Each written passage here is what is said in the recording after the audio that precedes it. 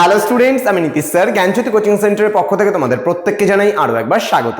তো স্টুডেন্টস, আজকে আমি তোমাদের সঙ্গে আলোচনা করব এনইপি 4 ইয়ার আন্ডার গ্র্যাজুয়েট প্রোগ্রামের অধীনস্থ যে সমস্ত ছাত্রছাত্রীরা যারা নর্থ বেঙ্গল ইউনিভার্সিটি আন্ডারে বিভিন্ন কলেজগুলোতে পড়াশোনা করছো, 6 সেমিস্টারে তোমরা মাইনর হিসেবে রেখেছো সোসিওলজি, তাদের জন্য আজকের এই ক্লাসটি ভীষণ গুরুত্বপূর্ণ। তার কারণ আজকের এই ক্লাসটিতে আমি তোমাদের সঙ্গে আলোচনা করব পাই চার্ট বা পাই ডায়াগ্রাম বলা হয়।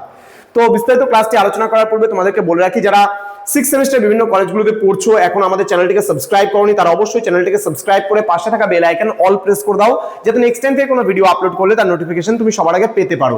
এছাড়া যারা ভাবছো যে অনলাইনে আমাদের ক্লাস জয়েন করবে, আমাদের থেকে নোটস নেবে, তারা অবশ্যই যোগাযোগ করো আমাদের অফিসিয়াল নাম্বার 6295916282 নাম্বারে এবং 7076398606 নাম্বারে তোমরা চাইলে সরাসরি আমাদের সঙ্গে যোগাযোগ করতে পারো। আমাদের টোটাল কোর্স ফি রয়েছে জাস্ট 1199 রুপিসের বিনিময়ে তোমরা পুরো কোর্সটা আমাদের থেকে নিতে পারো।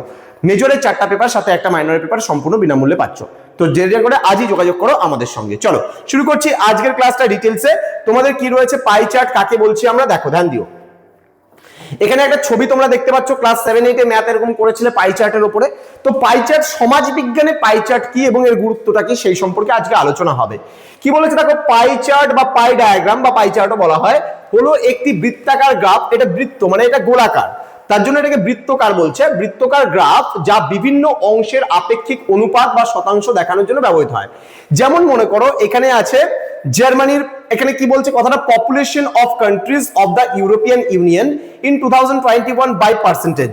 যেমন মনে করো এই যে রেডটা জার্মানি বোঝাচ্ছে, এই যে জার্মানি রেডটা এখানে 18.6%, ঠিক আছে, এরকম টাইপের একটা বলা আছে।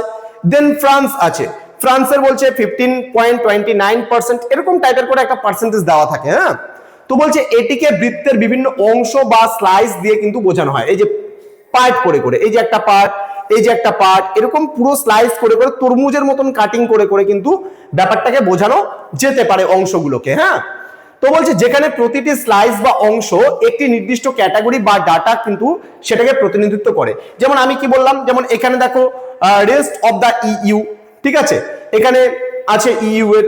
দেন ইটালি, এই যে ইয়েলোটা ইটালি, আবার ডিপ ইয়েলোটা আছে পোল্যান্ডের আছে, এটা পপুলেশন। তো এইভাবে করে কত পার্সেন্টেজ আছে ইউরোপিয়ান ইউনিয়নের পপুলেশন, সেটাকে কিন্তু এখানে বোঝানো হয়েছে। তো প্রতিটি অংশের আকার তার কিন্তু প্রতিনিধিত্বকারী মানের সাথে সরাসরি সমানুপাতিক হবে, অর্থাৎ যে ভোট মানে ডেটার পরিমাণ যত বেশি হবে তার স্লাইস বা অংশ কিন্তু তত বড় হয়। তাহলে যার পার্সেন্টেজ যত বড় তার স্লাইস বা অংশটুকুও কিন্তু তত বড়টাই হচ্ছে। পাই চার্ট সাধারণত তখনই কার্যকর হয় যখন কিন্তু একটি সম্পূর্ণ অংশের মধ্যে বিভিন্ন উপাদানের অবদান বা ভাগ দেখতে চাওয়া হয়।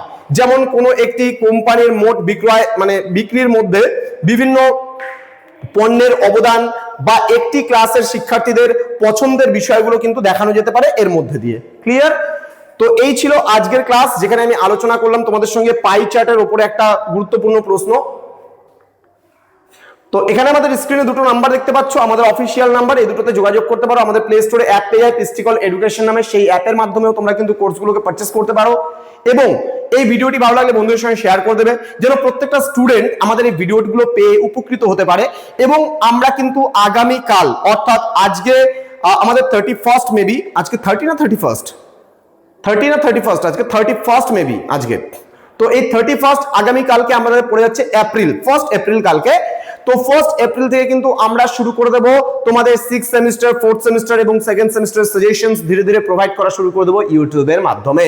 তো তোমরা 2 মান্থ আগে পরীক্ষা, তোমাদের জুনে এক্সাম, তো 2 মান্থ আগে থেকে আমরা অলরেডি সাজেশনস প্রোভাইড করা শুরু করে দেবো। তোমরা যারা এখনো আমাদের চ্যানেলটিকে সাবস্ক্রাইব করনি, সাবস্ক্রাইব করে পাশে থাকা বেল আইকন অল প্রেস করে দাও, যাতে নেক্সট টাইম থেকে কোনো ভিডিও আপলোড করলে তার নোটিফিকেশনটা তুমি সবার আগে পেতে পারো। দেখা হচ্ছে খুব তাড়াতাড়ি আরো একটা নতুন ক্লাস নিয়ে তোমাদের সঙ্গে। তোমরা প্রত্যেকেই ভালো থেকো, সুস্থ থেকো। Thank you so much, thanks for watching after all, thank you.